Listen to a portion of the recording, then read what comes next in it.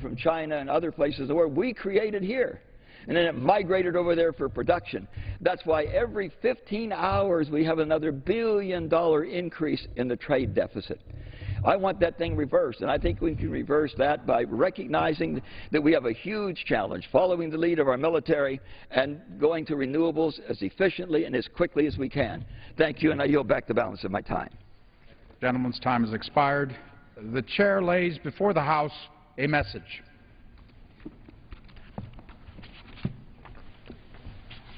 To the Congress of the United States, one of the fundamental tenets of the American economy has been that if you work hard, you can do well enough to raise a family, own a home, send your kids to college, and put a little money away for retirement. That's the promise of America. The defining issue of our time is how to keep that promise alive. We can either settle for a country where a shrinking number of people do very well, while a growing number of Americans barely get by, or we can restore an economy where everyone gets a fair shot, everyone does their fair share, and everyone plays by the same set of rules. Long before the recession that began in December 2007, job growth was insufficient for our growing population. Manufacturing jobs were leaving our shores. Technology made businesses more efficient, but also made some jobs obsolete. The few at the top saw their incomes rise like never before, but most hardworking Americans struggled with costs that were growing, paychecks that were not, and personal debt that kept piling up.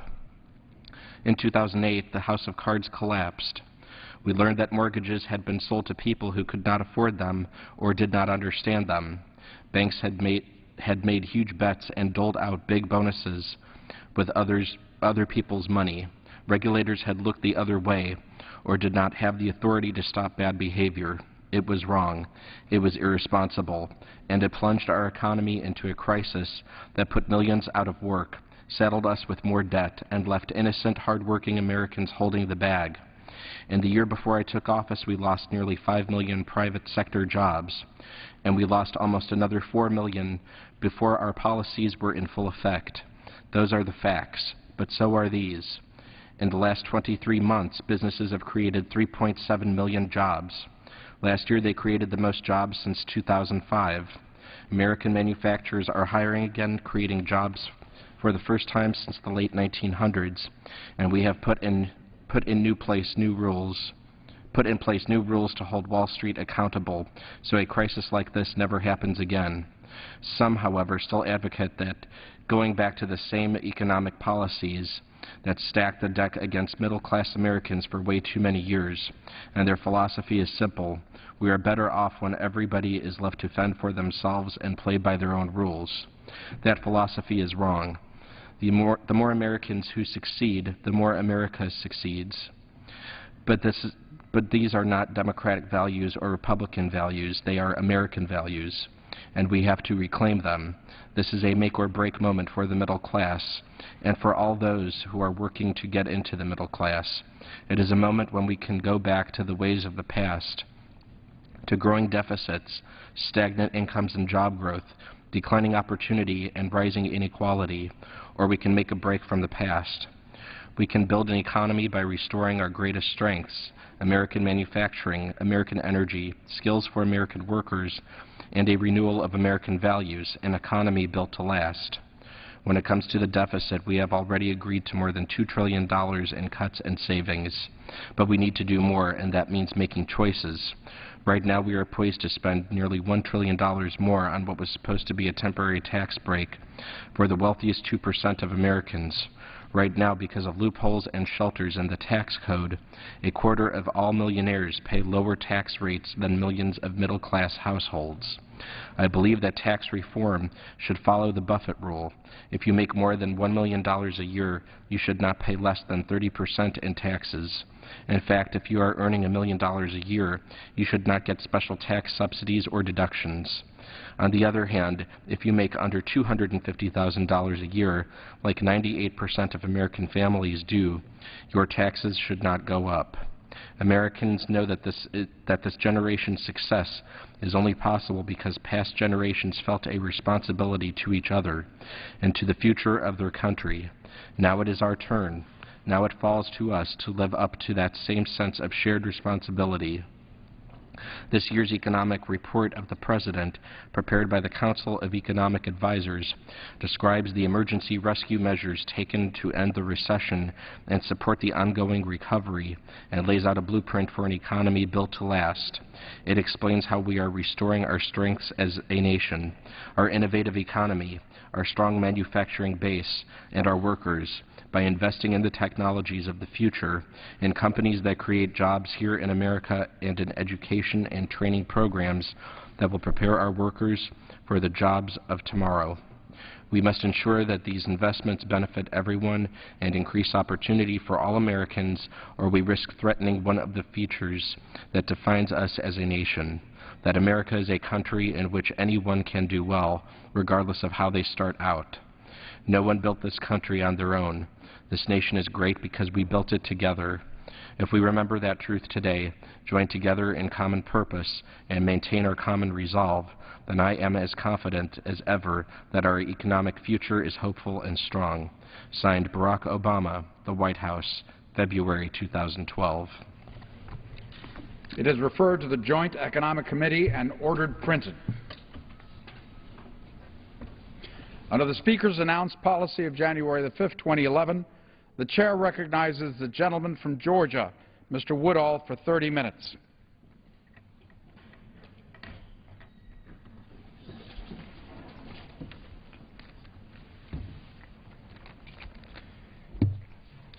Thank you, Mr. Speaker. I appreciate your being here with me on a Friday afternoon, and for your providing the time. I tell you, I couldn't have asked for anything better than to have the President's economic message read right before I came down here to the floor, because I have exactly that same thing on my mind. And what is shocking to me, and you will remember, Mr. Speaker, it was less than a month ago, the entire U.S. House of Representatives was sitting here in this chamber, the entire United States Senate sitting here in this chamber, the Supreme Court, the Joint Chiefs of Staff, and the President standing right here, not 5 feet from where I'm standing today, not 5 feet in front of you, Mr. Speaker, giving his State of the Union speech. And what struck me about that speech is that I could have given almost word for word the exact same one.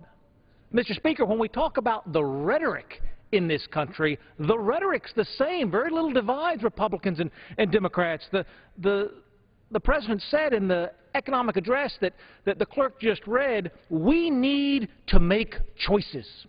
We need to make choices about who we are and what we're going to do. I happen to have behind me, Mr. Speaker, the President's budget. I left the plastic on this one. I have another one I've poured through, and in fact, for folks who are back in their offices, Mr. Speaker, I would recommend, instead of cutting through the plastic, to go ahead and go to www.omb.gov. That's the President's Office of Management and Budget.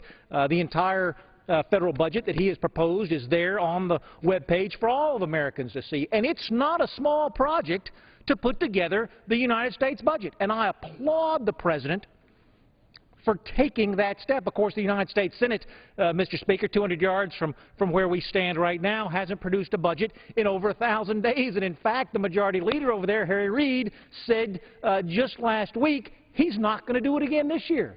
We have time, Mr. Speaker. We have a common set of numbers on which we can base it. And he said, I'm not going to do it. It's not necessary. A reporter said, but it's the law. He said, it's not important. I'm not going to do it. A reporter said, but your Democratic Budget Committee chairman said he's going to mark up a budget in the Budget Committee.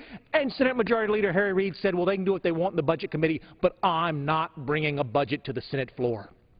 Mr. Speaker, I've got in my breast pocket here the rule book by which this United States of America is supposed to run. The United States Constitution, this document by which all of our decisions are judged. One of the only things this document asks us to do here in the U.S. House of Representatives is pass a budget each and every year.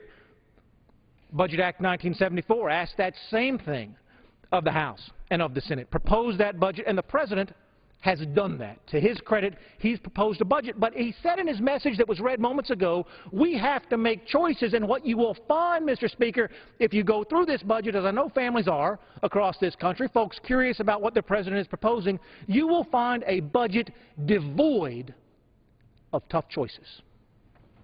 Hundreds and hundreds and hundreds of pages in my hand, Mr. Speaker, devoid of tough choices. The President said in his economic address that you read moments ago, that the clerk read moments ago, Mr. Speaker, this is a make-or-break moment for the middle class. Nonsense. Nonsense. This is a make-or-break moment for America. This is a make-or-break moment for this experiment that we call our republic. This is a make-or-break moment for all of the values that we share as an independent people. This is not a make-or-break moment for the middle class. This is a make-or-break moment for every single person who calls America home. And if we are going to preserve our republic, Mr. Speaker, if we are going to protect the opportunity society for which America has become known, we have to make tough choices. Mr. Speaker, have you thought about it? Because it's plagued me since I was sworn in last January. I've only been here as a member of Congress a little over a year. What about the old mantra, send me your tired, your poor, your huddled masses longing to be free? What about that, Mr. Speaker? You're tired, you're poor, you're huddled masses longing to be free. Why aren't the doors of America flung open to every freedom-loving person on this planet? And I know the answer. Because in the days of America, when that was the mantra of the land, this was an opportunity society. You came and you succeeded by the power of your ideas and the sweat of your brow. Some folks succeeded and some folks failed. Failure is a part of all of our lives. If you're not experiencing failure, you're not trying hard enough. If you're pushing yourself to your extremes, you're going to find you come up short sometimes. You're going to learn from that and you're going to do better next time. But, Mr. Speaker, while a safety net is important to America, a safety sponge that sucks you down into it and prevents you from ever escaping and being free is not the principle on which this country was founded. And day after day after day, we let our country go further in that direction. Let's talk about the economic record that was just discussed in the President's economic address, Mr. Speaker. This is what the President said almost 2 years ago today. February of 2010, he said this: jobs will be our #1 focus in 2010, and we're going to start where new jobs do, with small businesses. He's absolutely right. More than half of all the jobs that get created in this country get created by small businesses. That's where the entrepreneurship is. That's where the hiring excitement is. That's where the new ideas come from. We love our Home Depots. We love our Deltas. We love our UPSs and our Walmarts, but that's not where the job growth comes from. The President is absolutely right. Job growth comes from our small businesses. And 2 years ago, almost today, Mr. Speaker, the President knew it. The President knew that if we're going to get this economy back on track, we have to start with the folks who hire. We have to start with the folks who are able to put Americans back to work, our small businesses. Mr. Speaker, this is a chart that actually came from the General Services Administration, one of the agencies that the President oversees, but it was published in the Wall Street Journal. It was titled Rising Regulation. Let me show you what we see here. You can't see it, Mr. Speaker, but this chart goes from 1995 to 2011. And what it shows is the number of published final rules that cost American businesses more than $100 million a year. That's what it takes in this country, Mr. Speaker. Before we consider a rule a really powerful rule, before we consider a rule really detrimental to this country, it has to cost $100 million. I'd tell you if it costs $1 million, it's important. I'd tell you if it costs $10 million, it's important. But our measuring stick says $100 million. This is what we see. On average, about 80 such rules a year. Now, I'm a small government conservative from the great state of Georgia, Mr. Speaker. I'll tell you 80 major rules like that a year are sapping freedom from individuals, sapping freedom from communities, sapping freedom from states, and that's too many. But that's kind of what we have as an average over the past 15 years. But look what happens, Mr. Speaker, the day that Nancy Pelosi gets sworn in as Speaker of the House, the day President Obama gets sworn in as President of the United States, the number of major rules costing the American economy more than $100 million a year skyrockets. Skyrockets. And by skyrockets, Mr. Speaker, I mean doubles from the level that President Clinton was imposing. Understand that. This isn't a Republican-Democrat issue. This is an individual philosophy issue. The individual that's in the White House matters. The individual that's in the Speaker's chair matters. Those individual philosophies translate into policies. We had a Republican Congress, a Democratic president, and we continued on about a historical average in terms of proposing new rules and regulations. But when we elected Nancy Pelosi to the Speaker's House, when we elected the President Obama to the White House, we see the number of major regulations skyrocket. And who do you think pays for that, Mr. Speaker? We do, as the American consumer. Everybody in America pays for that when they go to buy goods at the shelf, or they may pay for that when their job leaves America and travels overseas. They may pay for that when the product they used to be able to buy is no longer manufactured because a new rule or regulation has put that product out of business. My mom said that about 100-watt light bulbs the other day. She'd been hoarding them. We're one of the hoarders, I confess. We need those 100-watt light bulbs. Went to the store, couldn't find them. Couldn't find them. Put out of business by a regulatory burden. President knows he needs to start with small businesses to create jobs. That's what he says. But what he does is preside over the most onerous regulatory burden increase that our nation has seen in decades. This chart's particularly troubling to me, Mr. Speaker. It's a measurement of the ease of starting a business. The United States used to be 4th. Today we're 13th. OECD countries, folks looking around the world, where can entrepreneurs succeed? Where can new ideas succeed? Where can economies grow, be changed, be vibrant? U.S. has fallen from 4 to 13. Let me tell you who's in front of us now on the world stage, Mr. Speaker. Macedonia, Georgia, the country, not my home state, Rwanda, Belarus, Saudi Arabia, Armenia.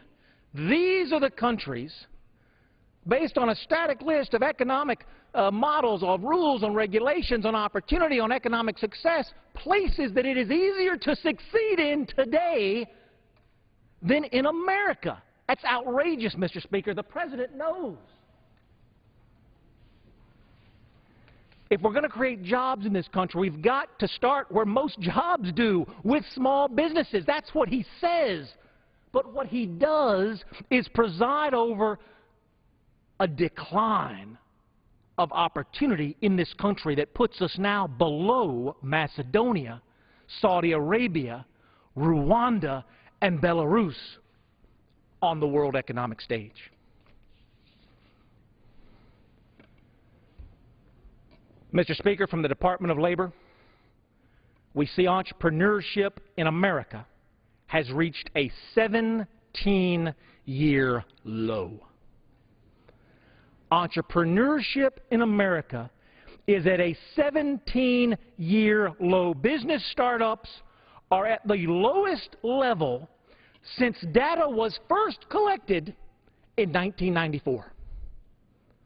Business startups at the lowest level since the data began to be collected at the Department of Labor in 1994. Mr. Speaker, this isn't a chart about business success, right? We all know that starting a business is hard. If you've been out there and you've tried to do it, you've probably had more failures than successes. It's hard to grow a business. This isn't about businesses succeeding. This is about Americans who are willing to try. The number of Americans willing to try has fallen to a 17-year low. And I ask you, Mr. Speaker, is this a measurement that Americans have changed, or is this a measurement that the business climate in America has changed? We are the same proud, independent, hard-working, family-loving people that we have always been. When these numbers were started in 1994, we are those same people as a country, Mr. Speaker. But the environment in which we live, the economic marketplace in which we operate, that's changed.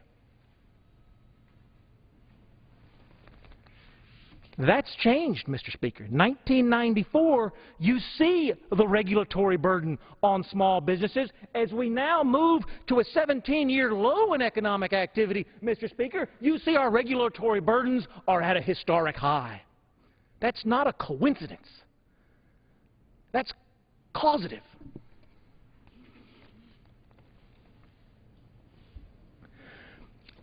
Mr. Speaker, faced with these challenges, the President has presented his budget. And I'll say it again. I said it when I opened, but I want to say it again.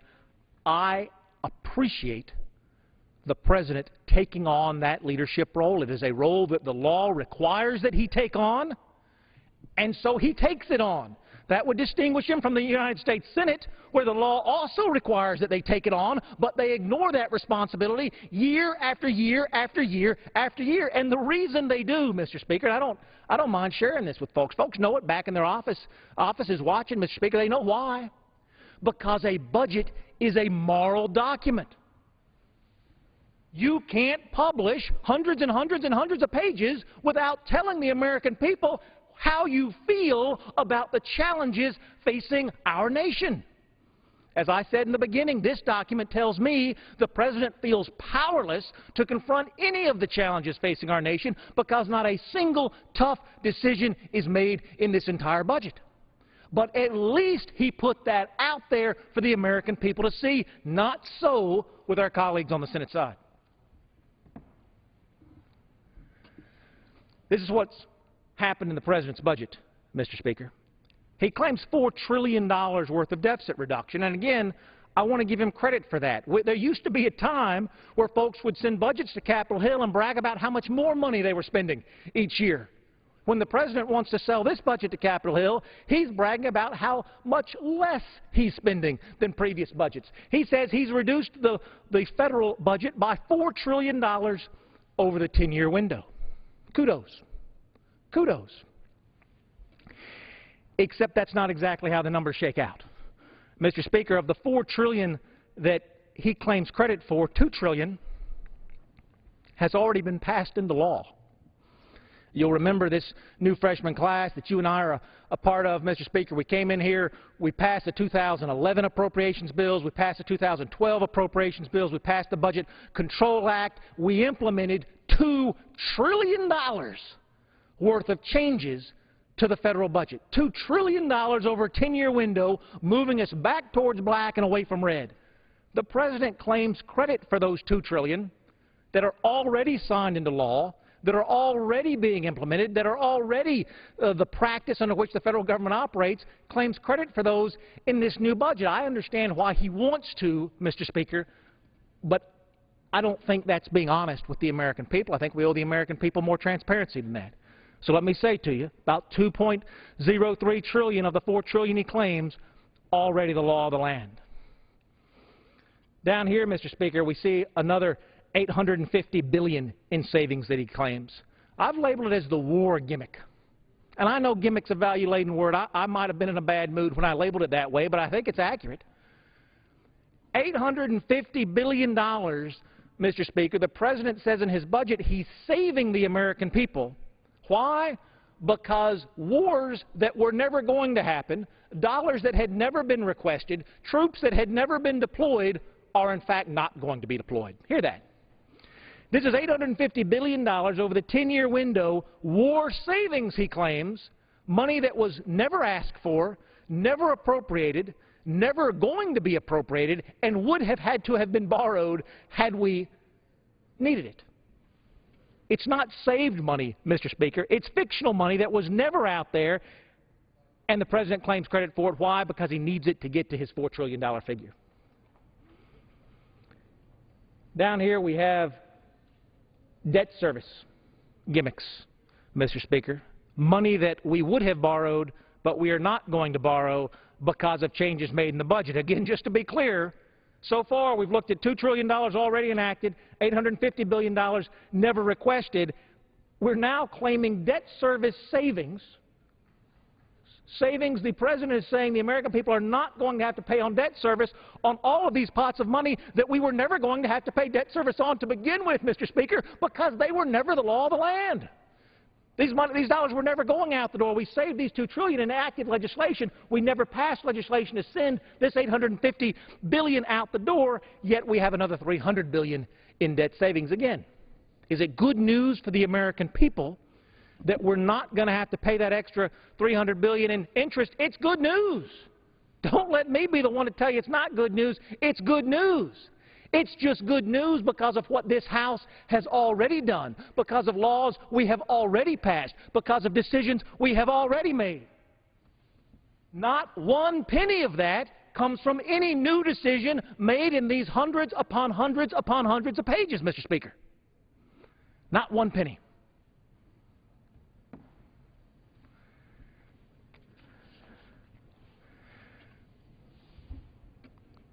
This chart, Mr. Speaker, lays it out. I had to blow up the tip there. You might be able to see just a little bit of green here. This dotted white line, Mr. Speaker, is the debt of America. The debt, the borrowing that we have all done from our children and our grandchildren. You and I were not here in this House when that happened, Mr. Speaker, but we are responsible for it just like every other American family is responsible for it. We have to pay it back just like every other American family has to pay it back. $16 trillion today, headed over the 10-year budget window that the President has proposed towards $26 trillion. Now, Mr. Speaker, what I have here is a dotted white line which shows what current law is. Current law. I have a red bar, a red graph, that shows you what the President is proposing. This is what you'll see. The President is proposing that our debt increase in 2013, increase in 2014, increase in 2015 and 16 and 17 and 18 and 19 and 20 and 21, and then, Mr. Speaker, you're not going to be able to see it, but way out here, and I've blown it up just so folks can see it back in their offices, you'll see a little bit of green, because those tough decisions made in these hundreds upon hundreds upon hundreds of pages about how to solve the American debt burden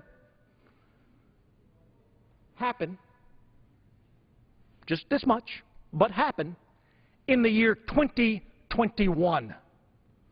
2021, Mr. Speaker, is when this budget, for the first time, begins to save the American people some bit of debt burden over current law. We can do better, Mr. Speaker. The President said this is a make-or-break moment for the middle class. This is a make-or-break moment for America. We can do better, and we must.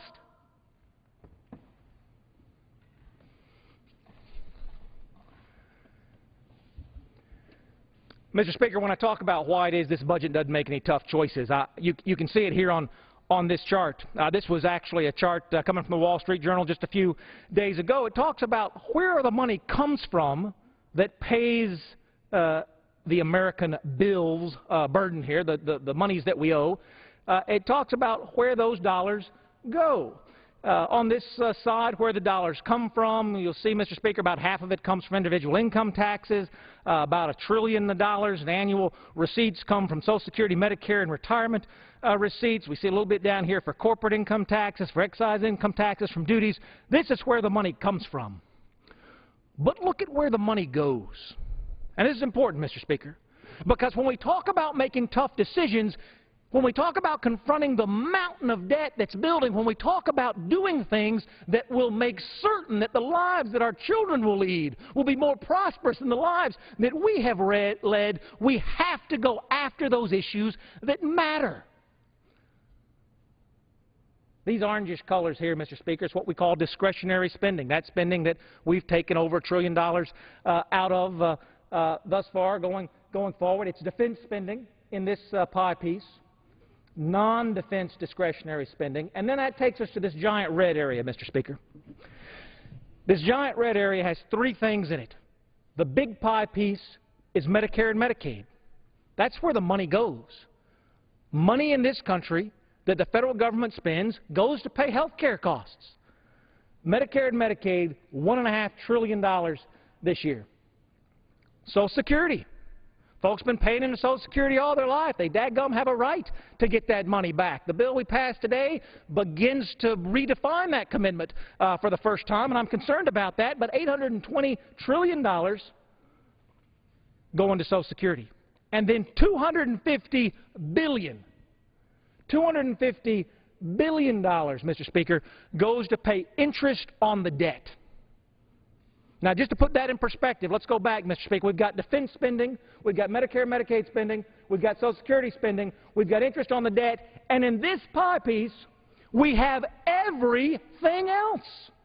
Everything. Our courts, our highways, our environment, our homeland security, our immigration, our parks, everything else. We spend half as much, Mr. Speaker, half of that amount that goes to everything else we spend on interest payments alone.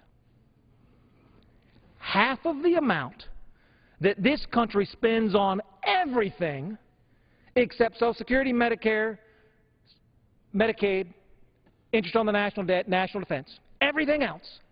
We spend half that amount on interest payments alone this year when interest rates are at their lowest level in a century.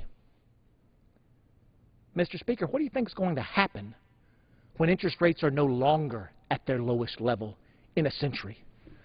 This bar is going to eclipse everything else. So what can we do? I'll tell you what we can do. The money is in Medicare and Medicaid. The money is in Social Security. Mr. Speaker, I'm in my 40s. We must come to people in my age bracket and say no more. You will not get what your parents got. Got to say that to me. You will not receive what your parents received. You got to say that to me. Will there be a safety net? There will.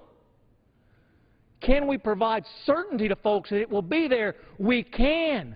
But if you talk to anybody in their 40s, Mr. Speaker, they'll tell you they expect those programs to be long bankrupt anyway. Why? Because they are. So these are the tough decisions that we have to make. What are we going to tell the next generation? How are we going to protect these benefits from the current generation? And, Mr. Speaker, this budget does none of that. Not a word. Not an idea. Not a proposal. Nothing in the President's 2013 budget that even hints at the direction he would propose that America go to confront these financial challenges. You think we can dodge these challenges, Mr. Speaker? You think we can just put these things out of our head and pretend they don't exist? This is what we're looking at, Mr. Speaker. I wish you could see this. What we have here is the debt in this country as a percent of GDP, as a percent of our total economy. We look at places like Greece where the debt has grown so large. This is the debt as a percentage of our economy in World War II. In World War II, Mr. Speaker, when things had gotten so tough and we were having to ration rubber and ration steel and ration sugar and ration salt, when the country had come together to fight a common foe around the globe, this was our debt as a percentage of our economy. Here we are today, Mr. Speaker. We're not rationing rubber. We're not rationing sugar. We're not taking those common steps of sacrifice because we think our economy is about to go over the cliff, but it is. And this red line, Mr. Speaker, if we continue with this blue budget that the President has sent to us that makes no tough choices about our future, this red line is the debt that's coming. This is what the law of the land spins on behalf of your family and mine and every other American family, Mr. Speaker, and spins our nation into oblivion. The truth is, it's never going to get as bad as this chart. The Congressional Budget Office, which does the projections, their computer actually breaks down about halfway through that red line and says there's just no way the economy could continue to function under these circumstances. America will no longer exist. So the good news is, Mr. Speaker, it's not really going to get to the end of that line, but that's the challenge that confronts us, and that's the challenge that this budget avoids. But that's not why you and I ran for Congress, Mr. Speaker. We ran for Congress to make a difference. You know, to a man and a woman in this freshman class, Republicans and Democrats alike, Mr. Speaker, I have not met one that came here because they thought it was a nifty-looking business card.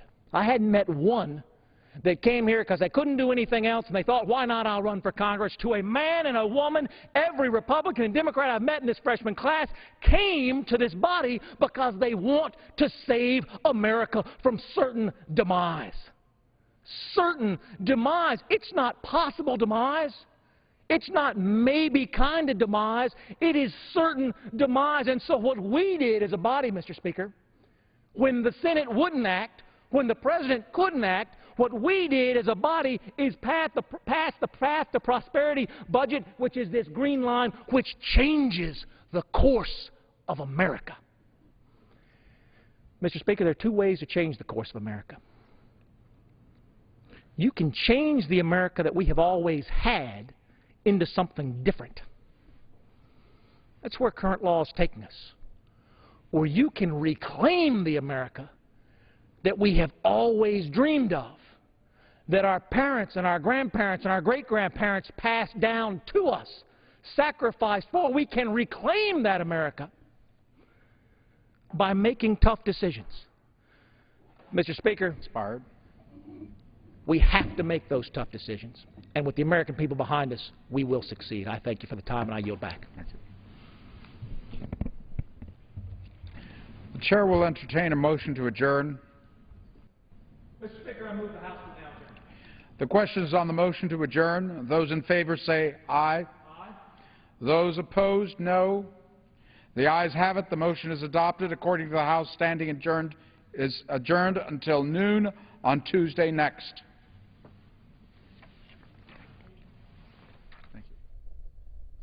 Well, the House is gavelled out, and they won't return until after the President's Day recess, except for pro forma sessions.